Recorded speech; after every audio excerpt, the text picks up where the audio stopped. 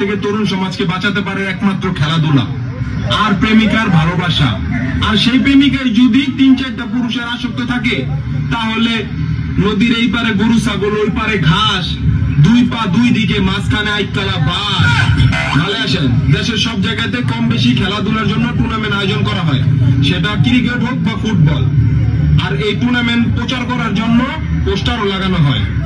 তার মধ্যে 10 জন কমিটির নাম ও নাম্বার দেওয়া থাকে, যার মধ্যে 5 জন হলো নিয়মিত গুড়িখোর, 2 জন হইলো 3 মাস ভিটে থেকে জামিনে বাইরেছে, আর 2 জন হইলো রিহাব সেন্টারে ছিল, আর একজন এই 9 জনের লোকে ঘুরতে ঘুরতে ওই শালায়ও সমাজের চোখে মাদকাসক্ত।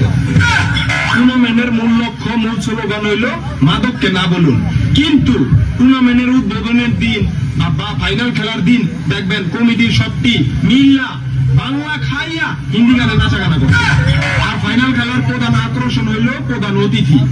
আর এই প্রধান অতিথি আবার পাইকারি দরে কমিটির সবার অভিভাবক, এলাকার মাদক ডিলার। এখন আসেন ফাইনাল পুরস্কার, 32 ইঞ্চি এলইডি টিভি, নয়তো আস্ত একটা খাসি।